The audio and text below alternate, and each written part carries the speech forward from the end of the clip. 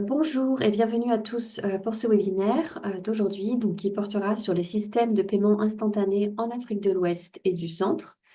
Je suis Anouche Bezelgue, je suis l'éditrice du portail Finev en français et nous organisons ce webinaire en partenariat avec African Enda Foundation.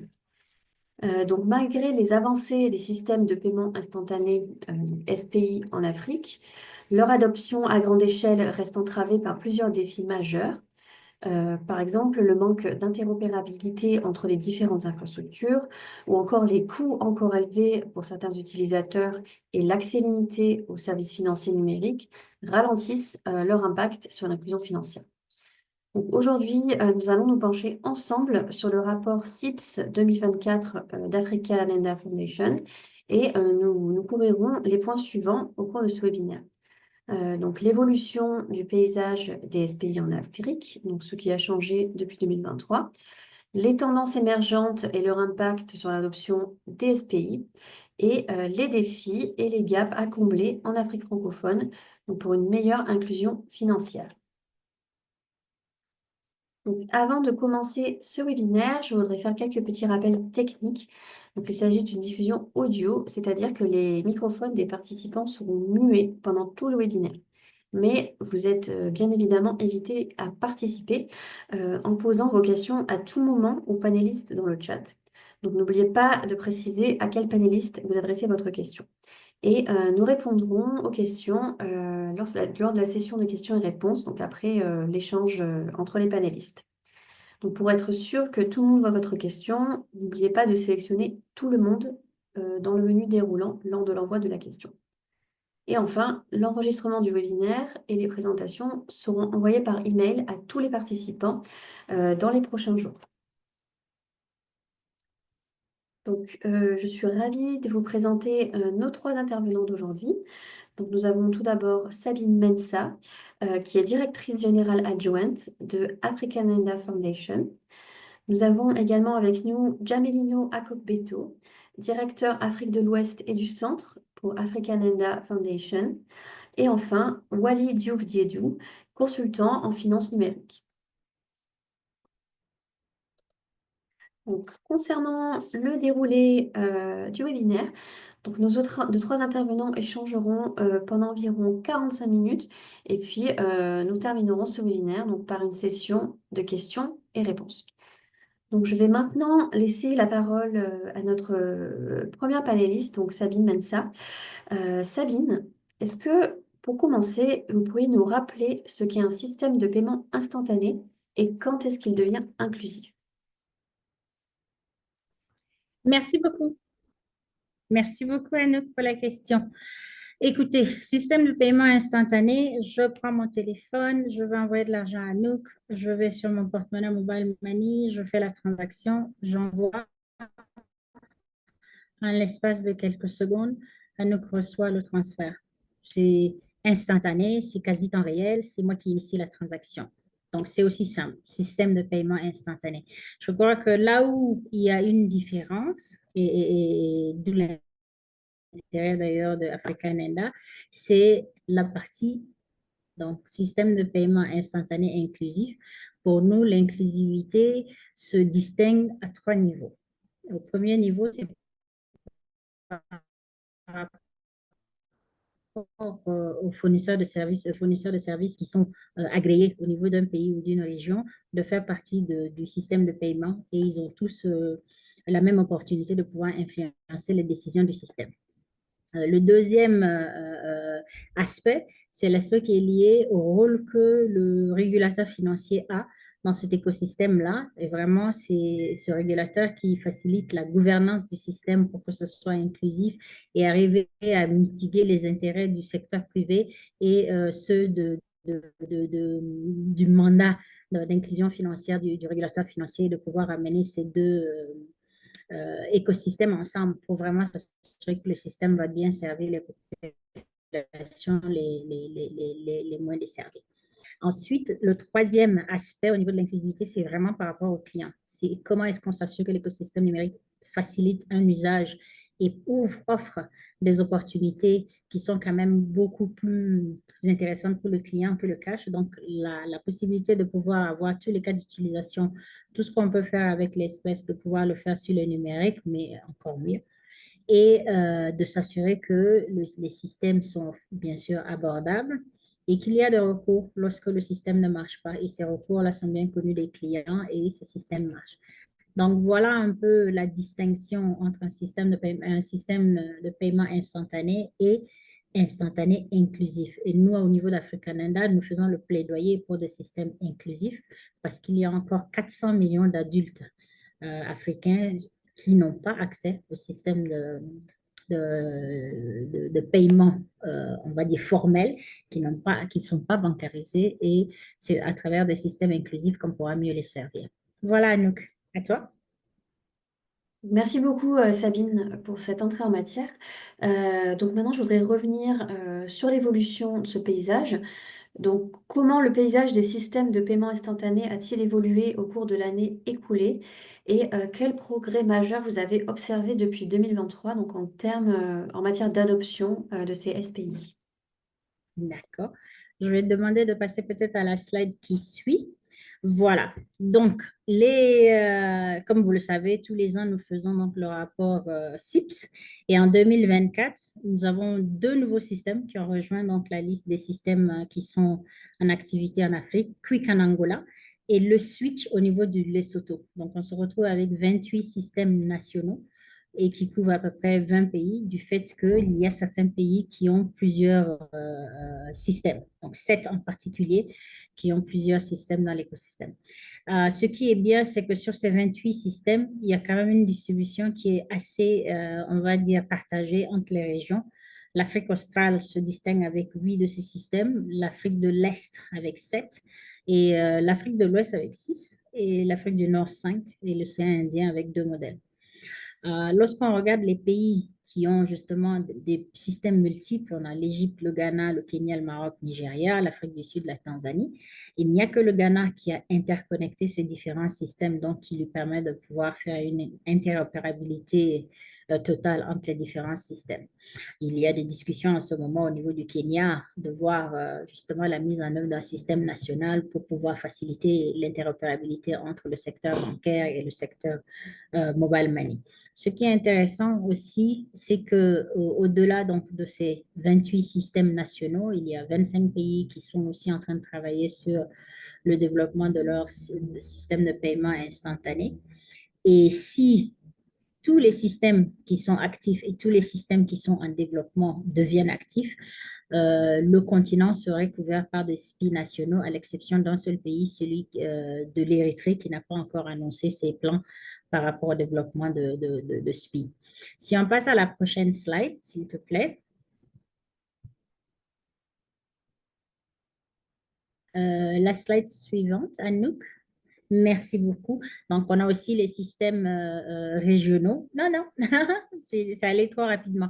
Tu peux revenir sur la carte avec les systèmes régionaux. Donc, on a 3 systèmes régionaux qui demeurent, notamment le GMACP en Afrique centrale, TCIB au niveau de la SADC et bien sûr le système PAPS. En termes de développement, je suis sûre que tout le monde ici sait déjà que la BCAO a commencé son pilote. Donc, c'est un système régional qu'on attend de voir justement le démarrage effectif, mais actuellement en pilote. Et en plus de ça, vous avez le système de l'Afrique, de la communauté de l'Afrique de l'Est qui continue à se développer. En tout cas, les discussions continuent pour promouvoir ça aussi et bien sûr la CEDEAO. Si tu passes maintenant à la slide qui suit, ce qui est intéressant de retenir dans le développement de l'écosystème, c'est que les transactions, il y a vraiment les performances s'améliorent. On est passé de 33 milliards de transactions en 2022 à 49 milliards en 2023, ce qui est quand même une progression très nette d'à peu près 47%. Les SPI, on en a plusieurs. Donc, pour ceux qui ne le savent pas, vous avez les SPI multisectoriels qui sont ceux qui facilitent l'interopérabilité entre les porte-monnaies mobiles, les comptes bancaires et vice-versa. Et donc, les SPI bancaires, juste les comptes bancaires et les SPI mobile money. On a aussi un SPI de CBDC, de monnaie digitale de banque centrale qui est au Nigeria.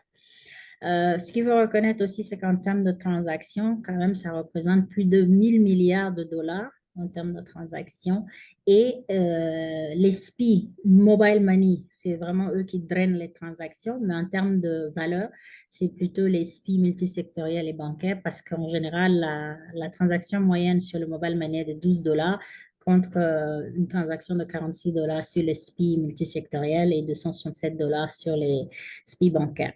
Si tu passes à la prochaine slide, ce qui va être mon dernier point sur l'évolution de l'écosystème, c'est le fait que, et un fait très encourageant, je dirais, l'inclusivité, le paysage de l'inclusivité s'est amélioré. On a 4 systèmes qui sont maintenant au niveau avancé d'inclusivité, notamment au niveau de la Tanzanie, le Nigeria, le Zimbabwe et l'île Maurice. Donc, c'est vraiment avec plaisir que nous voyons cette évolution et on espère que chaque année, on aura encore des systèmes de plus en plus inclusifs au niveau de la région. Voilà donc un peu le tour de terrain du CIPS 2024. Merci beaucoup Sabine de nous avoir fait cette présentation du paysage sur le continent. Maintenant, je voudrais qu'on se penche davantage sur l'Afrique francophone. Donc, j'ai une question pour Jamelino Akokbeto. Jamelino, quelles sont les tendances clés qui façonnent actuellement l'écosystème des SPI, donc en Afrique de l'Ouest et du Centre? Merci Anouk pour l'invitation. C'est toujours un plaisir pour moi d'être ici pour satisfaire à ce rituel annuel de présentation des perspectives d'Africa Neda et des points clés du rapport CIPS. On va dire que globalement, Sabine a partagé quelques chiffres. Et ces chiffres sont également vérifiés au niveau de l'Afrique de l'Ouest et de l'Afrique centrale. Globalement, on a enregistré une augmentation des transactions, que ce soit en volume, que ce soit en valeur, dans la plupart des pays de la zone, comme dans les autres régions du continent. Sabine en parlait tout à l'heure, dans l'espace 8 mois, on a eu le pilote sur la plateforme régionale de la Banque centrale de la BCEAO qui a été lancé. On espère que l'année prochaine, quand on sera ici, qu'on pourra partager avec vous quelques chiffres. Et au niveau de la CEMAC, on note des progrès significatifs au niveau de JMACP, que ce soit en termes de volume de transactions, que ce soit en termes de valeur et aussi le fait qu'il y a de plus en plus de transactions, on va dire, transfrontalières. Il y a eu également une certaine forme d'introduction de nouvelles fonctionnalités. Alors, pour répondre à la question spécifiquement, je voudrais souligner 3 tendances majeures qui vont certainement déterminer l'évolution du paysage de paiement au niveau de la zone Afrique de l'Ouest, Afrique centrale. Tout d'abord, je voudrais parler d'abord des infrastructures euh, publiques numériques qui seront de plus en plus adoptées. Alors, il faut bien comprendre la problématique aujourd'hui à laquelle les opérateurs switch, les banques centrales font face dans le déploiement des systèmes de paiement. Quand on met en place un système de paiement, le coût est souvent très élevé. Donc, il faut pouvoir mobiliser suffisamment de ressources pour le faire. On parle en termes de plusieurs millions de dollars. Également, le temps de déploiement des systèmes, quand on fait aujourd'hui un benchmark, c'est de plus en plus long parce on doit aller dérouler tout le processus. On a remarqué qu'aujourd'hui, pour déployer un système, les systèmes qui ont été rapidement déployés ont pris 2 ans et demi, 3 ans et on peut aller au-delà des 5 ans parfois. Alors, les technologies qui sont mises en place également sont des technologies qui créent une certaine forme de dépendance par rapport à celui qui a développé la plateforme. Donc, il y a ces formes de développement. Et quand demain, vous décidez d'intégrer de nouvelles fonctionnalités, c'est compliqué parce que justement, ce n'est pas permis. Et surtout, même si on a fait cette évolution, cela demande de mobiliser de nouvelles ressources. Alors, les infrastructures publiques numériques apportent des solutions par rapport à tout ça, en permettant un déploiement plus rapide, en permettant un déploiement moins coûteux, en créant une certaine forme d'autonomie par rapport aux évolutions.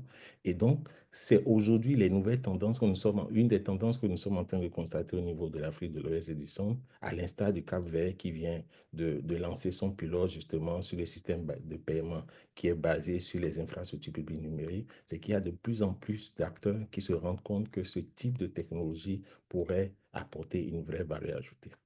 Alors, quand on parle de système de paiement, il faut s'assurer que les infrastructures de base sont en place. Je parle de l'électricité par par exemple. Je parle du réseau des télécommunications, par exemple. Alors, quand ces infrastructures ne sont pas en place, il est vraiment difficile de pouvoir mettre en place un écosystème de paiement fort, une plateforme de paiement qui est réellement efficiente. Alors, ce qu'on a remarqué, c'est que de plus en plus de gouvernements dans la zone prennent conscience de cet état-là et de fait qu'il doit y avoir de nouvelles stratégies ICT qui seront déployées. On a de plus en plus d'États aujourd'hui qui réfléchissent en termes de stratégie ICT qui leur permettent d'améliorer justement ces fondamentaux en termes d'électricité, en termes de télécommunications. C'est une tendance, mais en réalité une vraie opportunité qui est créée justement par l'adoption, par le développement des systèmes de paiement. Et la dernière tendance qu'on remarque, c'est beaucoup plus réglementaire. Parce que, bien évidemment, pour avoir un système fort, il faut qu'on ait un cadre réglementaire qui l'accompagne. Alors, on a vu un certain nombre de contraintes réglementaires qui, d'une façon ou d'une autre, entravent l'innovation. Et donc, on a remarqué que de plus en plus d'États, donc notamment de régulateurs de banques centrales, prennent conscience justement de la nécessité de revoir le cadre réglementaire pour qu'il devienne en réalité un facteur de promotion de l'innovation. Et c'est ce qu'on a vu justement dans plus en plus de pays où il y a quand même eu des initiatives pour revoir le cadre réglementaire, pour l'adopter pour l'adapter par rapport aux innovations qui sont en vigueur. Donc, ce sont globalement ces trois tendances. Et je peux dire, peut-être pour m'arrêter dessus, que quand on regarde ces trois tendances, on a des raisons d'espérer que de plus en plus de systèmes seront mis en place, mais surtout, ces systèmes seront renforcés, autant en termes de technologie, mais aussi en termes de cadre réglementaire pour faciliter une adoption plus réelle au niveau des transactions de paiement. Merci beaucoup, Jamelino, pour cette présentation des tendances clés. Donc, tout à l'heure, on parlait de tendances régionales. Est-ce qu'il existe des modèles de SPI qui sont particulièrement efficaces dans certaines régions et qui pourraient inspirer d'autres pays? Alors, sur le continent, il y a plusieurs exemples de réussite. Euh, et chaque année, je pense, le rapport CIS fait un clin d'œil à certains. Alors, on pourrait donner plusieurs exemples dans la zone. Sabine parlait du Nigeria, qui aujourd'hui, le système NIVS, qui aujourd'hui a un stade de progression au niveau de l'inclusivité impressionnant en termes de nombre de transactions, du volume des transactions sur ce système. On a le système du Ghana. Je crois qu'il y a 1 an ou 2 ans, on avait, dans la présentation du rapport, on avait fait un zoom sur le cas du Ghana avec son système triangulaire. GMARP aujourd'hui se distingue également par rapport au nombre de transactions, mais constitue aujourd'hui un exemple de réussite, on va dire, de l'intégration régionale dans la zone CEMAR. Mais aujourd'hui, je parlerai du cas de MOCAS, qui est le système de la Maurice. Nous avons fait un clin d'œil à ce système justement dans le cadre du dernier rapport. Le projet a démarré en 2017. Et le système a été officiellement lancé en 2019. Et quand on regarde un peu ce système, on voit quelques éléments, en fait, qui ont cimenté la réussite de MOCAS. Et ce sont autant d'ingrédients dont peuvent s'inspirer d'autres acteurs, justement, dans le cadre du déploiement de leur système. D'abord, le cadre de gouvernance, qui est important. Le cadre de gouvernance est extrêmement important. Nous sommes en train de parler ici d'un système dont la gouvernance est assurée par la Banque de Maurice. La Banque de Maurice est le propriétaire du système et joue un triple rôle. Elle est opérateur du système, elle est responsable du scheme et elle est également superviseur de ce système-là. Alors, l'implication forte de la Banque de Maurice permet justement d'avoir une meilleure adhésion justement de l'ensemble des acteurs. Ensuite, il faut voir les règles qui ont été mises en place. Alors, les règles qui ont été mises en place permettent à tous les participants d'être membres du groupe de travail des comités techniques.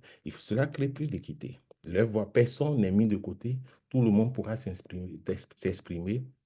Et cette forme d'équité également, quand vous regardez un peu les différents critères d'inclusivité et de principe level 1, vous allez voir justement que le principe de gouvernance fait partie des éléments clés sur lesquels nous insistons.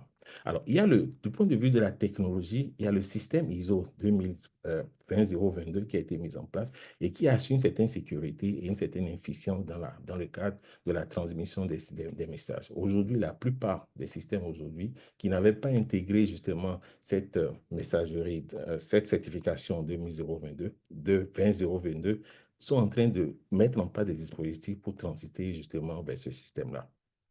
Alors, on voit que la plupart des instruments de paiement sont intégrés. Donc, et tous les canaux, y compris les solutions QR et NFC, parce qu'on veut justement laisser une gamme assez étendue à l'ensemble des usagers. Et puis, tous les cas d'usage ont été intégrés. Et cela permet de se conformer justement au principe. Alors, je pense lors d'une session ici, on a présenté les éléments d'inclusivité. Qu'est-ce qui permet de déterminer l'inclusivité d'un système de paiement? Et vous voyez tous les éléments que je suis en train de citer. La plupart de ces éléments se retrouvent justement dans ces critères-là. Alors, résultat, sur 2024, on a bien enregistré une augmentation du nombre et de la valeur des transactions. On a vu que ça a presque triplé parce qu'en réalité, quand vous mettez en place un système et qu'il est inclusif et qui correspond aux normes d'inclusivité, en fait, le résultat automatique, justement, cela se constate justement en termes d'adoption et en termes de volume de transactions réalisées par les usagers, par les clients. Alors, prochain slide. Alors, donc, peut-être pour m'arrêter ici, partager quelques leçons qu'on a apprises. Alors, on voit clairement qu'il y avait une forme d'obligation de participation des banques.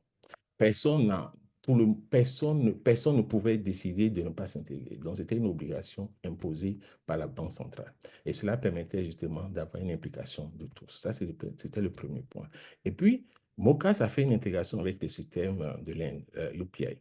Et en fait, cela a créé un certain nombre d'opportunités de transfert transfrontaliers. Quand il y a des transferts transfrontaliers, cela développe une certaine forme d'adoption au niveau du marché. Il y a eu l'attribution des codes QR. Alors ici, dans le cas, c'est assuré qu'il y a une certaine forme de standardisation parce qu'un des problèmes que nous avons noté sur certains marchés, c'est le fait que même quand il y a des codes QR, ils ne sont pas standardisés et cela peut affecter d'une certaine façon l'expérience client. Alors, également, la question des dispenses des frais. Vous avez vu certainement qu'au niveau des principes d'inclusivité, on a beaucoup insisté sur l'abordabilité des services financiers. Est-ce que les transactions sont effectuées à des coûts abordables? Est-ce que cela permet aux segments les plus vulnérables de pouvoir transacter? Cela a été pris en compte également dans le cadre du système de Mocas. Les commissions, parce que souvent, on fait le focus sur les clients, mais on oublie les autres acteurs, les parties prenantes. Dans le cas du paiement marchand, de façon spécifique, par exemple, comment je gère le plan de commissionnement des marchands? Il faut que sur toute la chaîne de valeur, que chaque acteur ait l'impression que le modèle économique qui est proposé, c'est un modèle économique qui a de la valeur et dans lequel il se retrouve. Bien sûr, la question de la prévention des différents abus, de la protection des consommateurs, comment je gère le dispositif de la fraude, quand il y a des transactions erronées, quel est le dispositif que je mets en place pour pouvoir gérer tout cela spécifiquement justement pour les segments les plus vulnérables. Et le fait que Mocas ait introduit justement dans les conditions même d'agrément, ait introduit certaines conditions relatives à la protection des consommateurs, tout cela a permis en fait aux différents acteurs de pouvoir s'aligner. Donc voilà globalement quelques éléments qui expliquent la réussite de Mocas que j'ai bien voulu partager avec vous. Merci Jamélino pour ce focus donc sur Mocas. J'ai maintenant une question pour Sabine Mensa. Donc, quels sont les défis et les lacunes à combler pour une adoption plus inclusive des SPI en Afrique de l'Ouest et du Centre? Merci beaucoup, Anouk, et j'espère que je vais faire une meilleure gestion du temps que mon collègue Jamélino.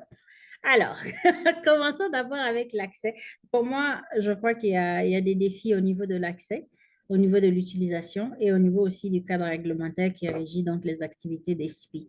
En termes d'accès, de façon, et je suis sûre que nous avons tous à un moment ou à un autre expérimenté cela, c'est déjà de s'assurer que on est dans un endroit où il y a accessibilité de réseau mobile, où il y a connectivité, qu'on a accès à un outil, même le téléphone le plus basique pour pouvoir avoir accès à ces services-là, qu'on a aussi une pièce d'identité pour pouvoir ouvrir un compte, quel qu'il soit, et aussi que le parcours client soit en tout cas assez simplifié pour permettre justement de faire une transaction sans avoir à prendre une formation spécifique.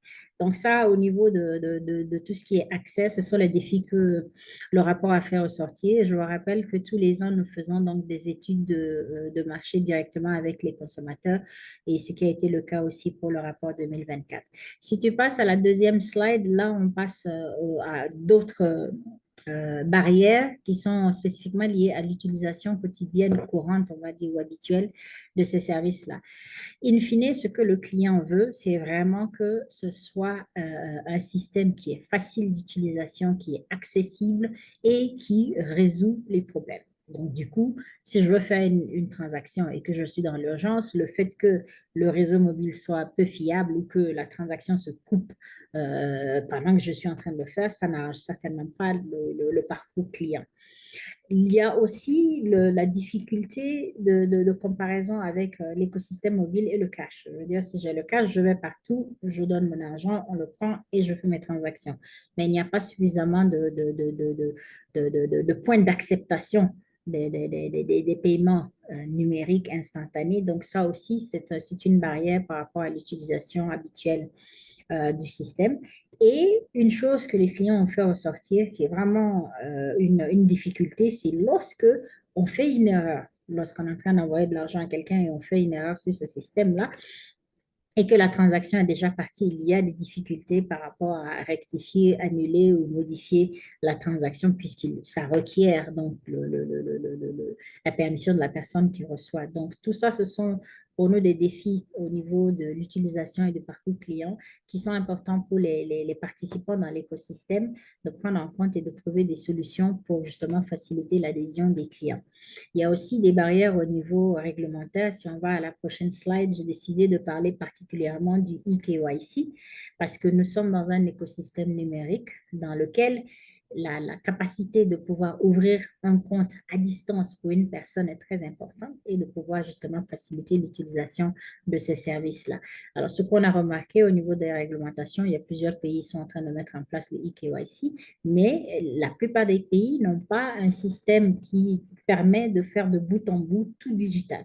Il y a un moment où il faut avoir une interaction physique et directe et la plupart des régulateurs en Afrique jugent que les interactions qui sont à distance sont risquées par nature. Donc, il y a vraiment des opportunités de voir comment est-ce que les régulateurs peuvent faciliter ou fluidifier le eKYC pour permettre justement de pouvoir ouvrir un compte à distance et de pouvoir utiliser les services financiers numériques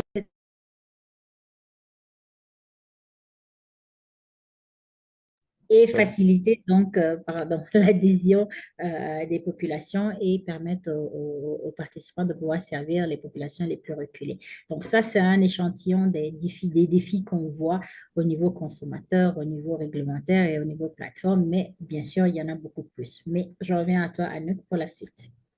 Merci Sabine pour cette présentation des défis. Je voudrais maintenant qu'on se penche sur les collaborations entre les acteurs du secteur. Donc Jamelino, comment vous décririez la dynamique actuelle entre FinTech, banques traditionnelles et opérateurs mobiles, donc en Afrique de l'Ouest et du Centre, donc quant à l'innovation des paiements digitaux? on va dire qu'il y a une vraie dynamique qu'on constate.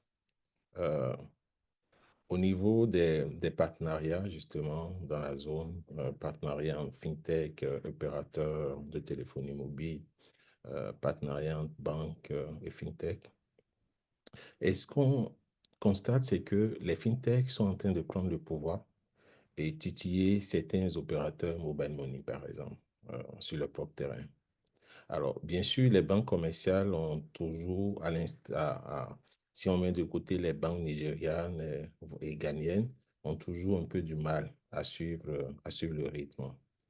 La problématique des fintechs en Afrique francophone est le fait que, malgré les efforts qui sont fournis, on note quand même que beaucoup sont en train de faire face, continuent de faire face à des réalités de subsistance et de croissance.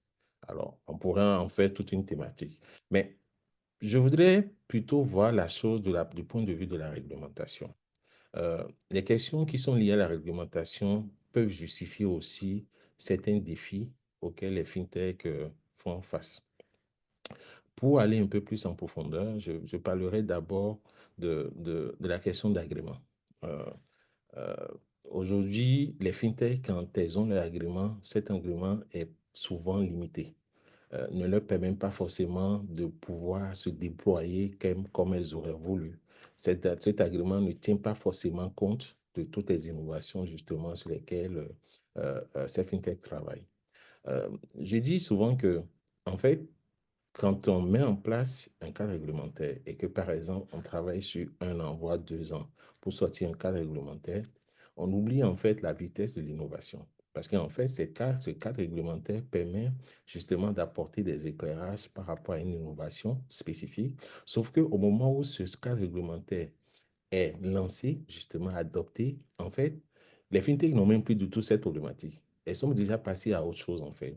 Donc, il faut trouver le moyen de pouvoir adapter justement le cadre réglementaire, bien sûr, à l'innovation, mais aussi en tenant compte de la vitesse de l'innovation. Et cela est extrêmement important. Alors, ce qui se passe également, c'est un peu les zones d'ombre qu'il y a sur certaines thématiques. Il y a un certain nombre de zones d'ombre, il y a une certaine forme d'incertitude réglementaire.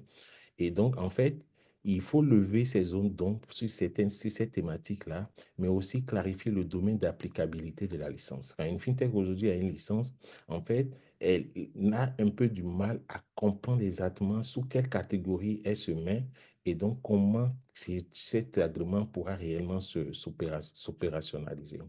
Alors, les procédures pour avoir un agrément également peuvent être contraignantes en termes de temps, contraignantes en termes de ressources financières, et souvent, elles n'ont pas ces ressources-là et cela pourrait mettre en péril leur business.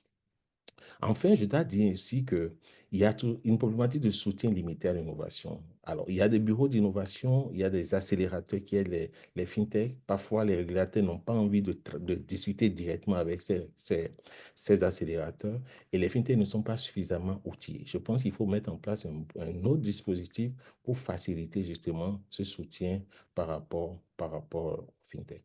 Donc, ce sont autant de réalités qui, d'une façon ou d'une autre, affectent la capacité des fintechs à pouvoir se déployer en se basant justement sur l'actif réglementaire. Merci Jamelino pour ce focus donc sur les fintechs. Je voudrais maintenant qu'on se penche sur les utilisateurs de services financiers numériques. Donc, quelles sont leurs attentes pour faire de l'utilisation des paiements numériques une habitude? Je, je pense que on peut aller sur le prochain slide. Sabine avait parlé de certaines problématiques, justement, par rapport à l'accès. Elle avait déjà un peu brossé un certain nombre d'éléments. Je voudrais juste me focaliser ici sur l'usage. Qu'est-ce qui, d'une façon ou d'une autre, peut affecter l'usage? Alors, ce qu'on remarque, c'est que il y a des éléments qui sont plus liés au modèle économique et à l'expérience client qui affectent l'usage. Euh, Quelle est l'expérience client? Quand je fais une mauvaise transaction, par exemple, qu'est-ce qui pourrait se passer si je fais une mauvaise transaction? Est-ce que cette transaction, justement, est-ce qu'il y aura un dispositif de réclamation? Ce qu'on a remarqué, c'est que beaucoup d'acteurs ont mis en place quand même des parcours clients qui résolvent plus ou moins ces problèmes. On connaît un peu les difficultés qu'on pourrait avoir lorsqu'on fait une transaction et par rapport à cela, il y a eu quand même un certain nombre d'éléments qui ont été intégrés et on reconnaît cela dans le parcours client. Alors, quand je fais quand même une transaction erronée, quel est le dispositif justement de gestion de ces réclamations? Donc, en fait, c'est exactement ce que les consommateurs attendent et quand ils ont une certaine forme de garantie par rapport à ces éléments, ils sont plus rassurés pour faire les transactions. Donc, cela passe forcément par tout ce qui est dispositif de gestion de fraude, amélioration de l'expérience client, notamment. Alors, la question du business model également, même si elle n'est pas une problématique qui a été totalement réglée, notamment sur le paiement marchand, mais on voit quand même qu'il y a eu des avancées significatives. Alors, le deuxième point, c'est que quand je veux faire une transaction, est-ce qu'au moment où je fais la transaction, j'ai de l'argent sur mon compte électronique? Et pareil, ça, ce point est fondamental. Quels sont les dispositifs qui sont mis en place pour faciliter le caching? Alors, ce qu'on a remarqué, en fait, c'est que les clients, les usagers qui reçoivent, par exemple, une partie de leur salaire ou qui reçoivent des transactions gouvernementales, des transactions de type D2P, ont tendance à être beaucoup plus réguliers dans les transactions. C'est pourquoi je pense définitivement que si on veut aujourd'hui avoir un écosystème de paiement fort, il faudra trouver le moyen de promouvoir davantage les cas d'utilisation relatifs au G2P. Donc, tout ce qui est lié aux paiements gouvernementaux, davantage renforcer l'interopérabilité du service. Vous voyez, quand on regarde le rapport Global Findex 2021, 39% des clients avaient précisé qu'ils ont ouvert leur compte pour recevoir un paiement de la part du gouvernement. Ça pourrait être un paiement social ou autre. 39%. Donc, il y a nécessité justement de travailler avec le gouvernement pour faciliter cela. Malheureusement, il y a encore un chemin à parcourir parce que quand on regarde les, les données du rapport 6, seulement 6 systèmes ont réellement intégré des cas d'utilisation relatifs au G2P. Il faudra vraiment corriger cela. Merci beaucoup, Jamilino et Sabine, pour cette plongée donc dans le rapport SIPS. Je vais maintenant laisser la parole donc, à notre troisième panéliste, donc Wally Diediou, qui est consultant en finance numérique. Donc Wally, quelle est votre lecture du dernier rapport SIPS et quels sont 2 ou 3 éléments qui vous semblent importants à retenir donc, pour la région francophone? Merci Anouche, bonjour à tous. Merci de m'avoir associé à ce webinaire. Donc, mon premier enseignement, c'est par rapport au volume par rapport à la valeur des transactions qui a atteint pour la première fois les 1000 milliards. Donc, Sabine, dans sa présentation, a montré l'état. Donc, on va noter qu'il y a 31 SPI pour 1000 milliards. Donc, ce n'est pas négligeable, c'est déjà un premier pas. Et on note également qu'il y a une préférence pour les SPI multisectoriels. Donc, si je fais une petite check, je vois que de 2012 à 2024, on est passé, par exemple, de 2 à 31 SPI. Mais à partir de 2021, on note une préférence des SPI multisectoriels. Ceci prouve que les acteurs et les États et tous ceux qui sont impliqués comprennent l'utilité et l'impact que les SPI peuvent jouer. Mon coup de cœur, c'est par rapport au spectre d'inclusivité de Africanenda. Qu'est-ce que ce spectre montre? C'est une catégorisation qui permet de suivre l'évolution des SPI selon 3 catégories. Tout à l'heure, Sabine en a parlé rapidement. On a le niveau élémentaire, le niveau avancé et le niveau matière. Donc, ça veut dire qu'on est en mesure d'évaluer de manière objective du moins, les SPI en fonction de leur impact sur nos populations locales. On note aujourd'hui, par exemple, il y a 12 SPI au niveau élémentaire, 9 SPI au niveau avancé et le niveau mature, personne n'est encore au niveau mature, mais j'espère que lors du prochain SIPS Report, on va avoir au moins un acteur africain parmi les niveaux matures. Donc, l'autre enseignement, c'est par rapport aux tendances. Quand je dis aux tendances, on note, par exemple, les applications mobiles qui deviennent le principal canal au détriment de l'USSD. Donc, si on regarde bien la cartographie, au début, les gens étaient beaucoup plus habitués à l'USSD, utiliser l'USSD pour faire les transactions. De plus en plus, on va noter que le QR code entre dans les NFC également sont mis en avant. Donc, ça veut dire que l'écosystème est en train d'évoluer et les clients, ça donne beaucoup plus de flexibilité et de facilité aux clients. Donc, je vais m'en arrêter là. Il y a beaucoup de choses à dire, mais c'est pour cette raison qu'il y a quelques jours, j'ai entamé une chronique sur le SIPS Report qui revient sur les 7 chapitres du SIPS Report. Donc, j'invite tout le monde à aller lire le rapport pour découvrir les différents insights. Merci. Merci beaucoup, Wally. Et en tant qu'acteur de l'écosystème, donc, quels obstacles vous voyez dans votre travail pour le déploiement des SPI dans la zone francophone? Le premier défi, tout à l'heure, je pense que durant la présentation, Sabine et Jamilino en ont parlé, c'est par rapport à l'infrastructure.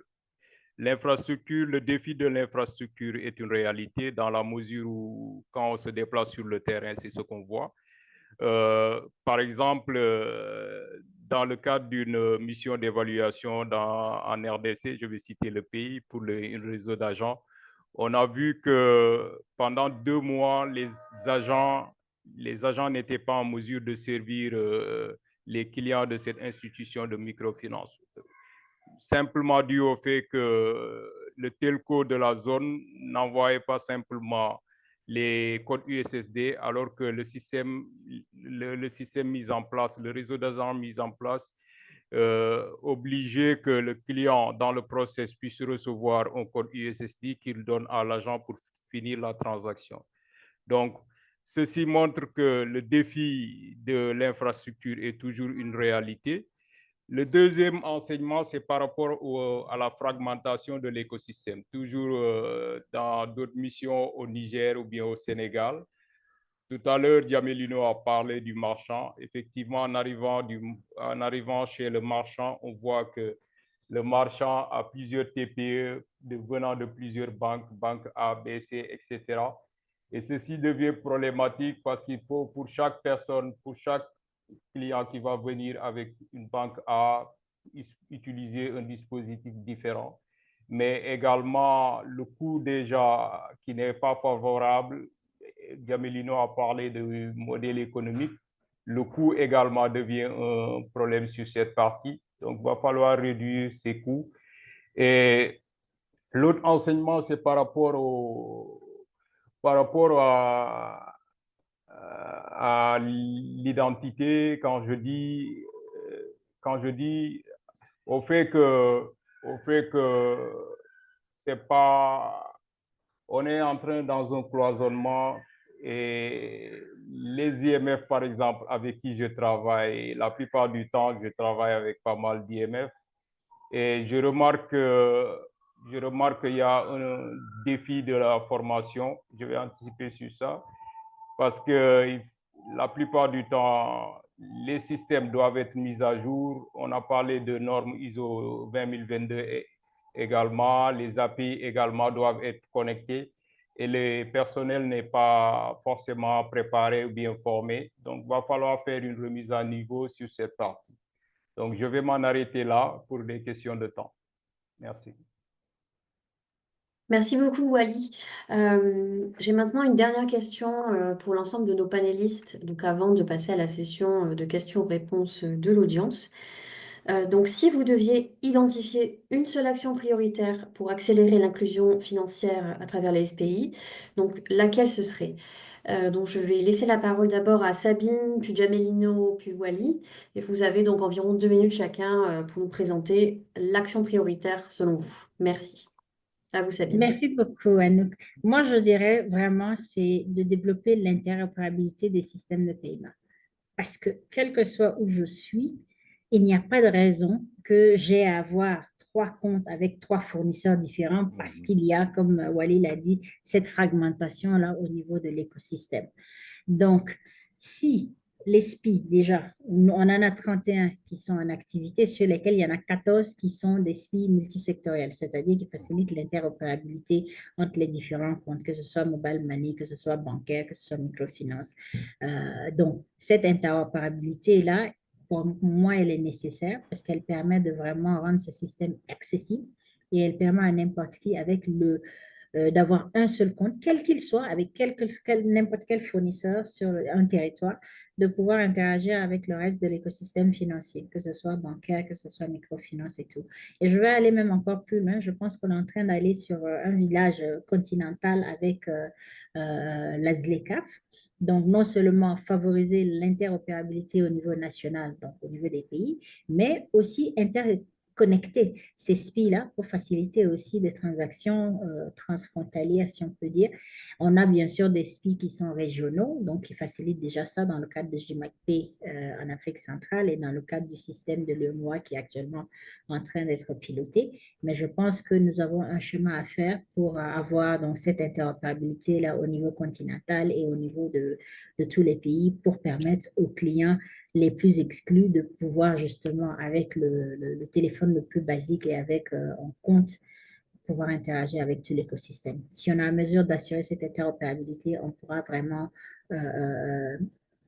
amener comment on appelle, un environnement favorable à l'adhésion massive de ces systèmes de paiement instantanés partout en Afrique. Voilà pour moi. Gianmelino? Sabine, je crois que tu as insisté sur l'interopérabilité. Moi, je ferais plutôt un plaidoyer pour les transactions D2P gouvernementales. Encore une fois, parce que je pense que aujourd'hui, on a de plus en plus de systèmes, on arrive à régler les problématiques de P2P et autres, mais il y a encore beaucoup à faire au niveau des D2P. Donc, promouvoir les paiements gouvernementaux, promouvoir les paiements de masse et prendre des mesures aussi. Je pense que dans mon dernier blog, je le rappelais par exemple que le Bénin a décidé que toutes les transactions au-delà de 100 000 francs seront taxées si elles sont effectuées en espèces. Donc, il y a aussi, encore une fois, une interpellation par rapport au gouvernement pour que justement il y ait des mesures, des politiques qui sont mises en place pour vraiment amener tout le monde à shifter vraiment des transactions en espèces vers des transactions numériques. Après, quand on regarde en termes de priorité, alors moi je vois ça également du point de vue de la Fondation Africa NEDA qui continue d'accompagner les différents acteurs pour être sûr que personne n'est mis de côté sur le continent. On a encore des pays où il n'y a pas de système de paiement en place. Nous devons les accompagner pour pouvoir faire le déploiement de leurs systèmes à moins de coûts, dans un délai beaucoup plus court que ce qu'on voit d'habitude. Également, on sait que, et Sabine l'a dit tout à l'heure, quand on représentait le niveau d'inclusivité, il y a encore des enjeux d'inclusivité. C'est pourquoi il faudra vraiment accompagner les banques centrales, il faut accompagner les opérateurs suisses justement pour renforcer les systèmes, pour que ces systèmes soient les plus inclusifs. Il ne faut pas mettre en place un système pour une certaine catégorie de la population. Il faut que les systèmes soient inclusifs par rapport aux clients, par rapport aux acteurs du paiement, notamment les prestataires de services de paiement, pour qu'on puisse réellement catalyser l'adoption. Alors, mon coup de cœur, c'est sur les transactions transfrontalières. Et quand on regarde aujourd'hui les chiffres de JIMA, notamment sur la dernière année, il y a eu une vraie dynamique justement parce que quand je suis au Gabon et que j'ai de la famille au Cameroun, j'ai envie de leur envoyer de l'argent et je peux le faire aisément. Donc, il faut développer davantage des transferts de fonds transfrontaliers et pas seulement à l'intérieur d'une région, mais également en deux régions. Je pense que ça va également être un vrai catalyseur de l'usage et je voudrais vraiment insister dessus pour voir comment, en explorant les possibilités d'intégration régionale, on pourra aller sur ce type d'accord.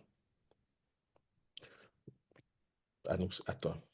Alors, cette fois-ci, j'ai été rapide. Écoute, je vais laisser Wally conclure. Sabine n'est toujours pas d'accord avec moi. Bon, moi, je vais aller dans le sens de l'identité numérique. Je pense que l'expérience du Nigeria, le BVN, Bank Verification Number, a montré que l'identité numérique va jouer un rôle fondamental dans l'inclusivité de ceux qui sont exclus. Et pour faire simple, l'identité en quelque sorte qui appartient à un client, quelle que soit la banque ou bien là où le client va aller, ça va permettre d'identifier de manière simple le client et cette identification peut accélérer l'adoption et l'utilisation dans la mesure où, et je pense que les réseaux d'agents ont un rôle fondamental à jouer dans l'enrôlement et également dans l'adoption puisque c'est les agents qui vivent avec ceux qui sont en zone rurale. On veut inclure davantage de personnes exclues et ces personnes exclues vivent à côté de ces agents. Donc, l'identification au rôle des agents vont jouer un rôle fondamental, mais également le partage d'expérience. Pourquoi le partage d'expérience est important? C'est parce que simplement, les modèles d'interopérabilité ont été déployés ailleurs. On a parlé du cas du Gibbs, on a parlé du cas du Nigeria. Donc, ça veut dire qu'on n'a peut-être pas parlé du cas du Kenya, Rwanda, etc. Mais ça veut dire que ces modèles ont donné des leçons qui peuvent permettre aux autres pays de tirer parti de l'interopérabilité et d'accélérer l'adoption. Donc, j'aimerais m'en arrêter là parce que le temps qui nous est imparti, je pense qu'il est terminé. Merci. Merci beaucoup à tous les trois pour ce mot de la fin.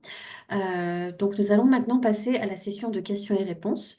Donc, pour poser vos questions, vous pouvez les faire directement dans le chat. N'oubliez pas de préciser à qui vous vous adressez. Alors, donc j'ai une première question pour Sabine Mensa. Donc Sabine, compte tenu de la diversité des infrastructures technologiques, des cadres réglementaires et des niveaux d'inclusion financière à travers l'Afrique de l'Ouest et du Centre, donc comment est-ce que les systèmes de paiement instantané peuvent-ils être conçus et mis en œuvre de manière à garantir à la fois l'interopérabilité transfrontalière et la protection des consommateurs, tout en tenant en compte les défis spécifiques posés par l'économie informelle et les populations non bancarisées? Wow, je vois 5 questions dans la question. Merci beaucoup à la personne qui a posé la question. Euh, je pense qu'il y a plusieurs étapes et ça fait partie du plaidoyer d'Africanenda, qui est de dire, lorsque vous êtes en train de développer votre système de paiement instantané, il est important d'avoir des consultations larges avec justement l'écosystème des fournisseurs de services et de voir ensemble avec ces fournisseurs de services-là le business model de l'interopérabilité pour s'assurer que ça va effectivement mettre en place un système qui marche non seulement pour le client, mais qui permet aussi une concurrence saine entre les différents acteurs pour se distinguer vis-à-vis du client et du marché où on se trouve. Maintenant, en termes de protection des clients, nous, justement, je pense que tout à l'heure, on a parlé un peu du spectre d'inclusivité d'Africanenda dans lequel nous insistons pour dire qu'il est important de protéger le client. Au niveau le plus basique de l'inclusivité, oui, on a besoin d'avoir des cas d'utilisation qui permettent de donner de l'argent à quelqu'un, personne à personne, et de payer pour des biens et des services. Mais au niveau avancé, l'interopérabilité de ces systèmes-là est vraiment très importante pour faciliter justement l'accès à tous. Et le niveau mature, c'est vraiment là où nous insistons pour dire pour arriver à ce niveau-là, il faut vraiment que le système démontre comment est-ce qu'il protège le client, quels sont les systèmes de recours qui sont en place, est-ce que le client est au courant si jamais une transaction ne marche pas, où est-ce qu'il doit aller, qui est-ce qu'il contacte, est-ce que la plainte est prise au niveau de l'organisation, qui fait quoi pour avoir une résolution pour le client.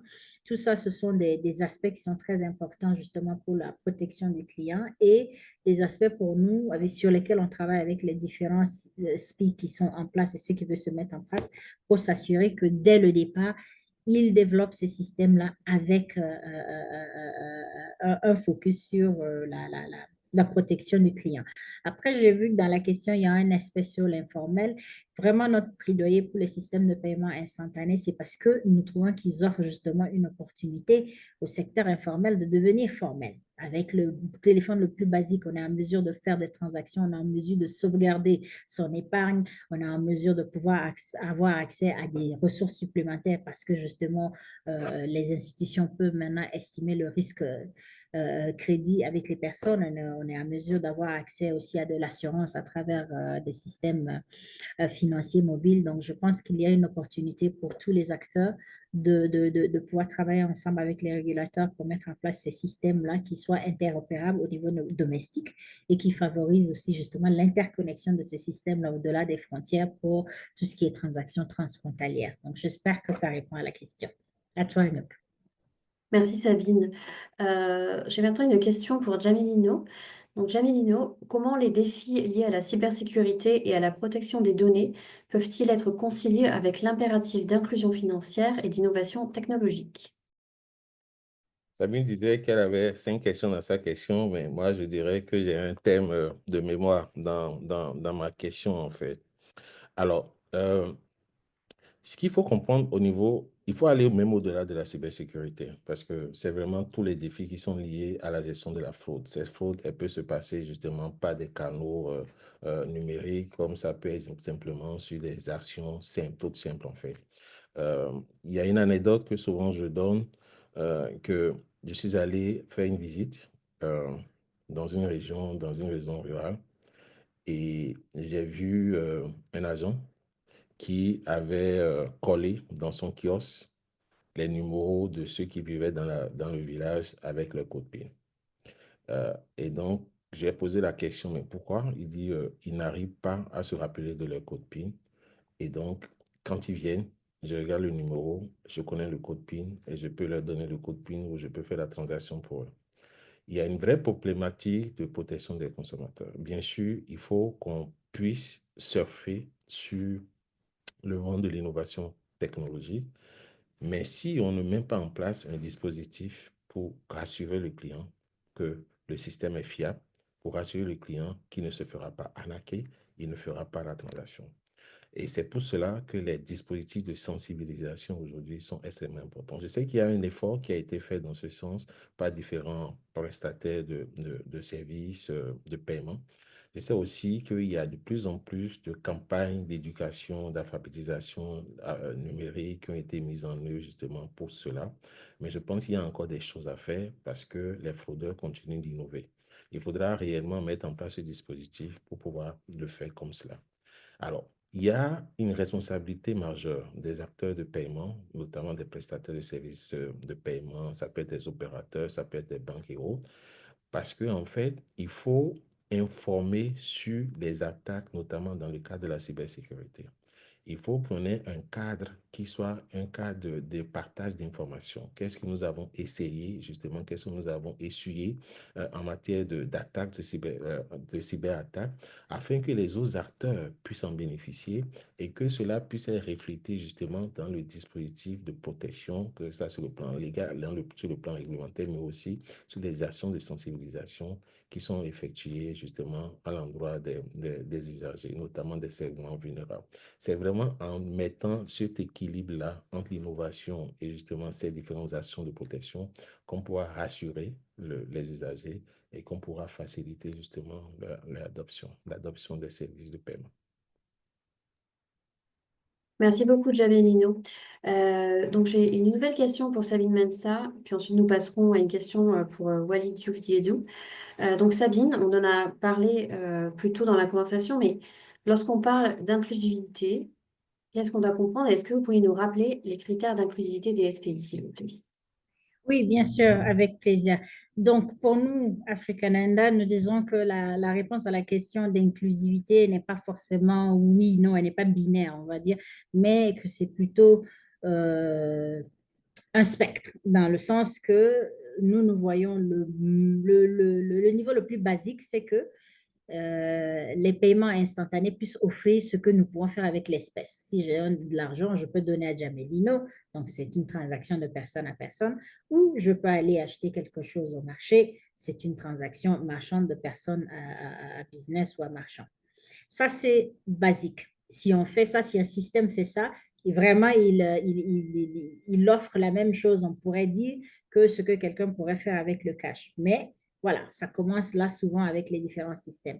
Le deuxième niveau, c'est ce que nous appelons un niveau avancé d'inclusivité. À ce niveau-là, il y a quand même plusieurs garde-fous. L'un, on en a parlé beaucoup ici, c'est l'interopérabilité. Donc, il y a une interopérabilité de tous les types de comptes, que ce soit mobile, que ce soit bancaire, que ce soit microfinance. Donc, tous les participants dans l'écosystème sont interopérables. Ça veut dire que moi, client A, j'ai un compte avec fournisseur B, ma mère a un compte avec fournisseur C, je n'ai pas besoin d'avoir plusieurs comptes avec mon compte, je peux lui envoyer de l'argent, je peux faire des transactions avec mon compte bancaire, avec mon compte microfinance ou avec mon compte wallet.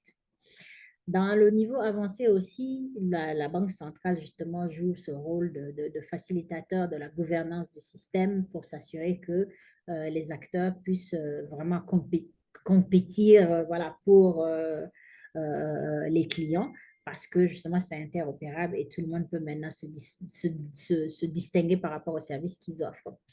Maintenant, le troisième niveau, au niveau de l'inclusivité, c'est ce que nous appelons le niveau d'inclusivité mature. C'est là où nous nous attendons à ce que justement le digital délivre beaucoup plus que le cash, notamment en termes d'accessibilité, en termes d'usage. Donc, tous les cas d'utilisation sont disponibles. Donc, ce n'est pas seulement pour payer les marchands, pour envoyer de l'argent à quelqu'un, pour recevoir des paiements du gouvernement. On peut payer le gouvernement et vice-versa. Les business, les PME peuvent payer leurs fournisseurs et vice-versa. Donc, il y a quand même des utilisations beaucoup plus, comment on appelle ça, diverses dans l'écosystème.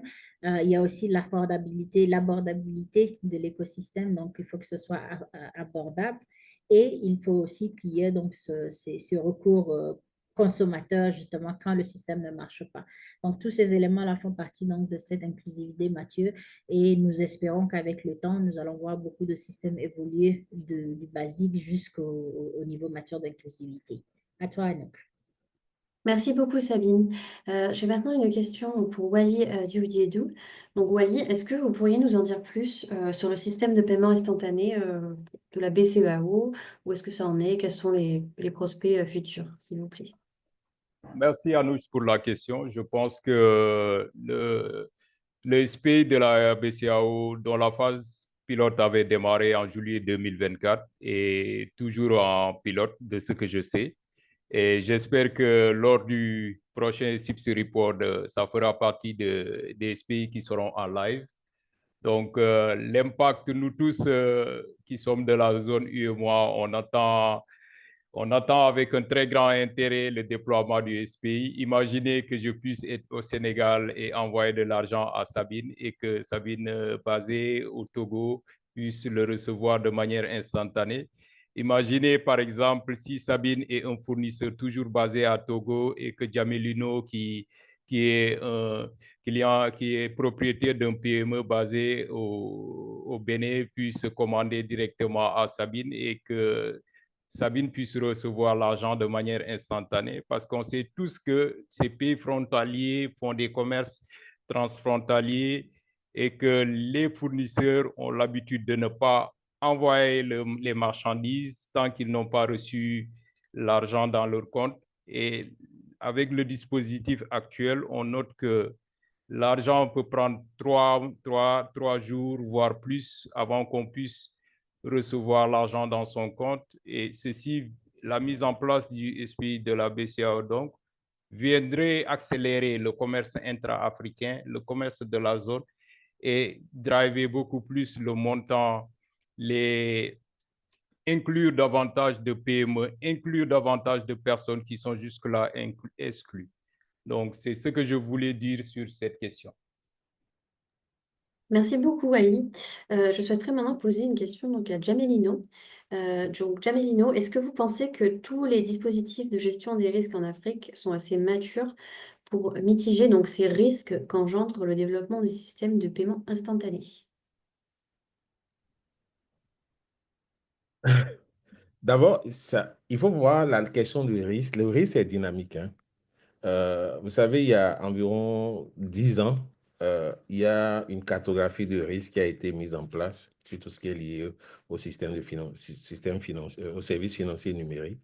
Beaucoup d'experts se sont mis ensemble, ont réfléchi, ont identifié ces risques, ont proposé des solutions d'atténuation. Et aujourd'hui, en fait, on n'a plus du tout les mêmes risques, en fait. Donc, le risque, c'est quelque chose qui est dynamique. Et donc, il faut déjà comprendre qu'il faut mettre en place un cadre qui puisse être évolutif et qui tienne compte justement de tous les changements qu'il y a au niveau des différents risques. Alors, ça, c'est le premier point que je peux aborder par rapport à cela. Le deuxième point, en fait, c'est qu'aujourd'hui, quand on voit au niveau des risques qui sont les plus courants que nous avons, qui sont notamment les risques de fraude, qui sont les risques d'attaque, notamment éventuellement sur une plateforme, même si on ne communique pas beaucoup dessus, en fait, il y a eu des actions qui ont été mises en œuvre, hein. Il y a eu des actions. Et tout à l'heure, j'expliquais en fait que peut-être pour partager une petite anecdote, par exemple, en fait, on s'est rendu compte que au niveau du Bénin, par exemple, il y avait une certaine fraude qui était organisée à un certain moment, simplement parce qu'on n'avait pas donné la possibilité aux usagers de revérifier par eux-mêmes certains numéros avant de pouvoir compléter la transaction. On s'est mis ensemble, on a réfléchi par rapport à cela. On a simplement changé le pack au client. Le problème a été réglé. Donc, il y a un certain nombre de risques comme ça qui ont été identifiés par rapport auxquels des solutions ont été apportées. Mais encore une fois, j'insiste dessus, il faut trouver le moyen d'avoir un plan de gestion des risques qui est beaucoup plus évolutif et si possible, qui intègre beaucoup plus d'acteurs pour chacun pourra partager justement à son niveau les problématiques de risque auxquelles il est confronté. Merci, Jamelino. J'ai une question pour Wally. Donc Wally, il paraît donc l'USSD est déjà libéralisé dans certains pays, mais n'est plus réservé aux opérateurs de téléphonie. Donc quels seraient les prérequis pour cela? Je pense que ça a été libéralisé. Maintenant, je pense qu'il faut s'assurer que tous les acteurs puissent avoir les prérequis pour pouvoir en tirer le meilleur bénéfice. Aujourd'hui, les fintechs qui viennent avec leur modèle économique innovant et avec leur technologie innovante offrent plus de flexibilité peut-être et viennent avec des modèles qui vont complètement disrupter plusieurs secteurs, que ce soit le secteur bancaire, mais également qui seront en partenariat avec des IMF, qui seront en partenariat également avec des autres fournisseurs. Donc, je pense que ce n'est que bénéfique pour l'ensemble de l'écosystème, car n'oublions pas une chose, on a un seul concurrent, c'est le cash. Donc, je pense que à partir de là, ça ne peut être bénéfique que pour tout le monde. Voilà. Merci beaucoup, Wally. Euh, je vais enchaîner avec une question pour Sabine Mensa. Donc Sabine, comment concilier le besoin d'assurer l'inclusivité des plateformes à travers des coûts d'utilisation raisonnables pour les clients et aussi la rentabilité donc, de ces plateformes qui demandent des investissements importants pour être mises en place? C'est une bonne question. Et je vais commencer avec ce que Wally disait, le concurrent, c'est le cash. Les clients pensent qu'il n'y a pas de coût associé au cash parce qu'ils l'ont dans leur poche et ils font des transactions. Donc, c'est important que les plateformes digitales puissent justement concurrencer cette perception-là. Et pour le faire, il faut que ces systèmes soient à des prix très abordables pour vraiment attirer les clients à essayer les systèmes et maintenant à pouvoir adopter massivement ces systèmes-là parce qu'après, on se rend compte que c'est quand même beaucoup plus facile et qu'il y a beaucoup plus d'avantages. Mais il faut vraiment que ce soit à un niveau d'abordabilité pour permettre à tous les clients d'y avoir accès. Une des caractéristiques du modèle d'inclusivité, surtout lorsqu'on regarde les systèmes qui sont matures, c'est ce que nous appelons le business model qui est appelé couramment en anglais, en tout cas not for loss ou cost recovery. Cela entend que tous les investissements, on reconnaît qu'il y a des investissements à faire sur l'infrastructure, mais on se dit que justement si les rails, c'est-à-dire pour faciliter les transactions de paiement sont mises en place avec les investissements qui sont faits, les coûts aux clients sont minimisés pour justement permettre quand même que les opérateurs aient des revenus, mais aussi de pouvoir refaire des investissements nécessaires sur la plateforme. Donc, c'est un jeu d'équilibre qui n'est peut-être pas facile, mais je vous donne un exemple, par exemple avec le Brésil ou Pix, lorsqu'ils ont mis en place le système avec bien sûr des consultations et l'adhésion de tous les fournisseurs de services, ils ont décidé que la partie paiement, c'était gracieux. Donc, il n'y avait pas à payer pour faire des transactions de paiement. Par contre, tous les autres services à valeur ajoutée seront maintenant à des coûts. Qu'est-ce que ça a permis? Ça a permis une adhésion massive du système. Non, lorsque vous avez des millions et des millions de personnes qui transactent sur le système, forcément, il y a des opportunités avec les services à valeur ajoutée de se faire une certaine marge de profitabilité pour les participants à l'écosystème. Donc, la question vraiment, c'est vraiment de voir quel est l'objectif à moyen et long terme des SPI qui se mettent en place. C'est un objectif de vraiment pousser l'inclusion financière à ce moment-là, des business models qui sont not for loss ou cost recovery, en tout cas, peuvent aider à justement s'assurer que les coûts sont abordables et ils peuvent aider aussi à s'assurer qu'il y ait une adoption massive des clients, ce qui permettra de pouvoir amener une rentabilité beaucoup plus rapide pour les participants avec les services à valeur ajoutée. Moi, je pense que le défi, c'est surtout aux fournisseurs de services de se distinguer. Parce qu'à partir du moment où il y a l'interopérabilité, que les rails sont partagés entre les participants, maintenant, le client peut décider avec qui il fait business. Donc, celui qui m'offre le service le plus avantageux, qui m'offre les coûts les plus avantageux et qui me donne des systèmes de recours et qui s'assure que mes besoins sont satisfaits, ben c'est celui-là ou cette marque-là qui aura justement ma loyauté. Donc, j'espère que ça répond à la question. Merci Sabine. Donc une petite question pour Jamelino. Donc en quelques mots, est-ce que vous pourriez nous parler des mesures qui sont prises pour garantir la sécurité des transactions et la protection des données des utilisateurs? Il faut voir cela sur le plan de la technologie et également sur le plan réglementaire. Euh, alors, sur le plan je vais commencer par le plan réglementaire. Alors, sur le plan réglementaire, en fait, les prestataires de services de paiement, à partir du moment où ils ont une plateforme, doivent se conformer aux exigences en matière de sécurité des transactions et de protection des données. Cela suppose simplement que on doit s'assurer qu'aucune partie tierce ne pourrait accéder justement aux informations qui sont disponibles sur la plateforme. Et également que la plateforme est sécurisée et que n'importe personne ne peut normalement accéder à cette plateforme pour accéder à des informations ou pour effectuer une transaction pour le compte du client. Mais sur le plan de technologie, la réalité peut être différente, dans le sens où il n'y a pas de plateforme. J'ai commencé un peu ma carrière dans le monde de la téléphonie mobile et je me rappelle qu'à ce moment, c'était les toutes premières années du mobile money. Il y avait même beaucoup d'appréhension à ce moment par rapport aux transactions parce que quand vous disiez à quelqu'un à ce moment-là qu'il avait la possibilité de faire une transaction à partir de son téléphone, la première question qu'il vous pose, c'est la sécurité. Et la réponse qu'on donnait à ce moment, c'était que les plateformes des opérateurs sont des plateformes sécurisées à 100%. Mais la réalité est autre chose parce qu'effectivement, on s'est rendu compte, même s'il n'y a pas eu beaucoup de communication pour des raisons qu'on peut imaginer, on s'est rendu compte que, en fait, beaucoup de plateformes ont été attaquées. Certaines plateformes ont été attaquées et justement, et donc, on ne peut pas dire complètement qu'une plateforme est sécurisée à 100%. Par contre, il y a des normes. Et par rapport à ces normes, des efforts doivent être entrepris. Et d'ailleurs, le régulateur, en tout cas dans certains espaces, demande un audit de la sécurité au niveau des plateformes tous les 3 ans. Et il faut faire l'audit, il faut montrer que l'audit a été fait pour assurer.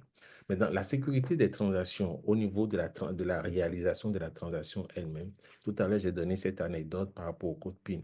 Elle participe d'abord à la sensibilisation des acteurs. Parce que si on est dans sur des marchés où les gens ne peuvent pas garder leur code PIN, ça peut être une vraie problématique. Il faut pouvoir les sensibiliser, il faut pouvoir leur donner les capacités justement pour que ces usagers soient en mesure de garder leur code PIN, soient en mesure de les garder pour eux, soient en mesure de protéger les informations qu'ils ont à leur niveau pour que les transactions soient de plus en plus sécurisées. Mais une vraie problématique qui participe justement, encore une fois, de l'éducation, de l'alphabétisation numérique. Merci Jamelino pour cet éclairage. Donc pour terminer notre webinaire, j'aurais une dernière question donc, que j'aimerais poser à nos trois panélistes. Donc, d'après vous, quel est le sort des opérateurs traditionnels de transfert d'argent face à l'essor fulgurant des fintechs? Donc, si vous pouviez répondre chacun en quelques mots. Donc, on va laisser la parole d'abord à Wally, puis peut-être après on passera à Sabine et enfin à Jamelino. Merci. Moi, je pense que les opérateurs doivent se réinventer. C'est ça la vérité. Aujourd'hui, il y a des acteurs comme les fintech qui arrivent sur le marché avec des modèles beaucoup plus agressifs et beaucoup plus adaptés à nos réalités africaines.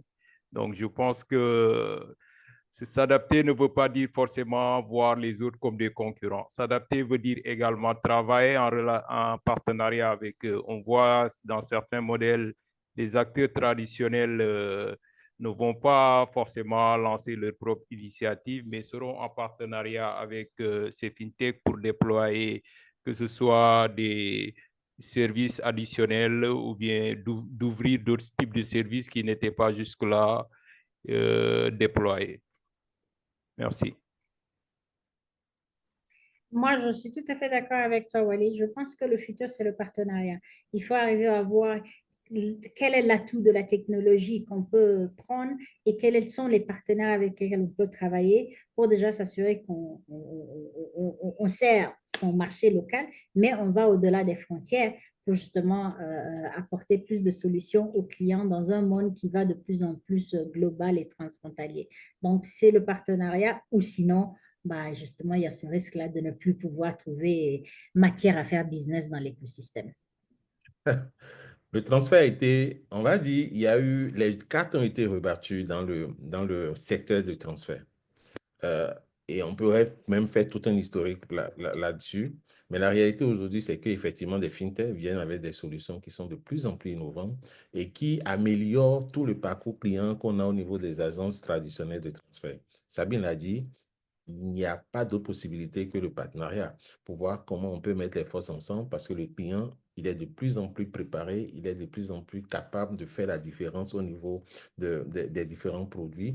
Et donc, il faut aller vers que chacun puisse apporter ce qui s'est bien fait pour la fintech qui apporte une technologie de pointe et puis la société de transfert qui vient quand même avec des mécanismes et autres qui pourraient permettre justement de faire, d'avoir un produit beaucoup plus complet. Merci beaucoup à tous les trois pour vos réponses. Donc, notre webinaire est maintenant terminé. Donc voilà, je tiens à remercier nos trois panélistes pour ce partage très riche.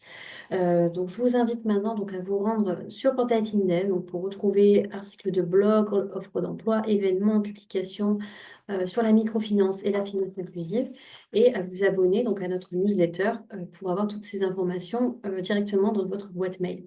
Je vous invite également à suivre le travail d'African Enda Foundation sur leur site internet qui apparaît à l'écran, africanenda.org, et vous pouvez également les contacter directement par email à l'adresse info@africanenda.org.